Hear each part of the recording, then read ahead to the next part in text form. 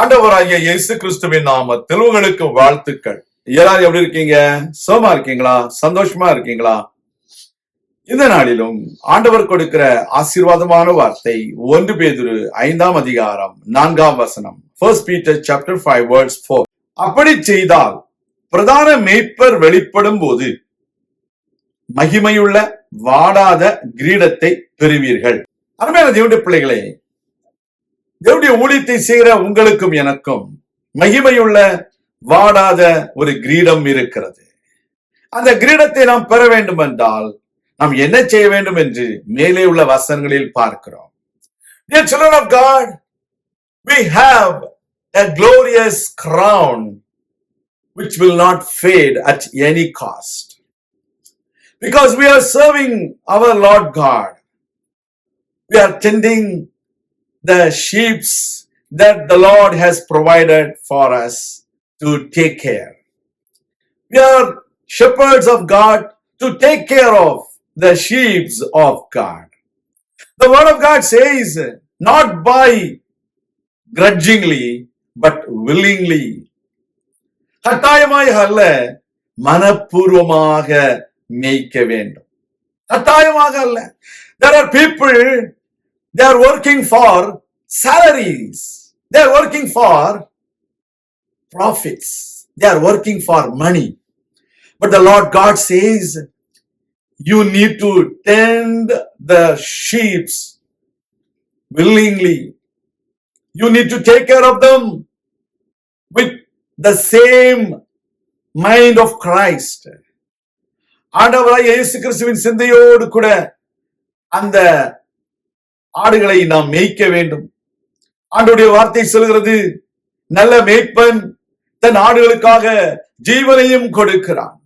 The good shepherd shall give his life for his sheep. So we need to always be like Jesus. We need to do the work of the Lord willingly, not by grudgingly. We need to always be aware that these sheep belong to God. God has given us the responsibility. We should understand that we should not misuse our freedom that the Lord has given to us. But we need to be accountable for what the Lord is expecting from us. We need to be always careful. We need to be responsible. We are accountable for God.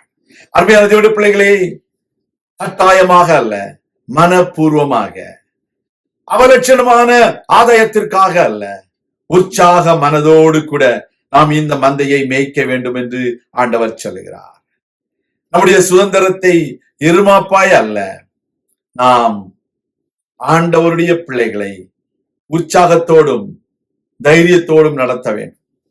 We need to safeguard the flocks from the dangerous wild animals, from the false prophets, from the false teachings, from the people, those who are entering into the back doors. We need to be very careful. நாம் பக்க வழியாய் வருகிறவர்களை குறித்து ஜாக்கிரதை உள்ளவர்களாக இருக்க வேண்டும். கள்ள தீர்க்கதரிசிகளிடத்தில் இருந்தும் கள்ள போதகங்களில் இருந்தும் நம்முடைய மந்தையை நாம் பாதுகாக்க வேண்டும். அப்பொழுது வாடாத மகிமையுள்ள கிரீடம் நமக்கு கொடுக்கப்படும். Then only we will receive the unfaded glorious crown from our chief shepherd, our Lord Jesus Christ. கர்த்தர் உங்களை ஆசீர்வதிப்பார்.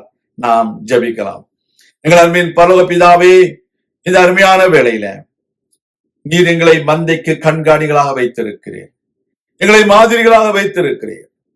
நாங்கள் உம்முடைய மந்தையை உமக்கு பிரியமான முறையில மேய்த்து நீர் வரும் பொழுது வாடாத மகிமையுள்ள அந்த கிரீடத்தை பெற்றுக்கொள்ள கர்த்தாவே எங்களுக்கு உதவி செய்திடணும். குற்றங்கள் குறைவுகளை எங்களுக்கு மன்னியும், இவைகளுக்கு எங்களை விலக்கி காத்துக்கொள்ளும். இயேசு கிறிஸ்துவின் நாமத்தில் ஜெபிக்கிறோம் எங்கள் நல்ல பிதாவே, ஆமேன். கர்த்தர் தாமே உங்களை ஆசீர்வதிப்பாராக. ஆமேன்.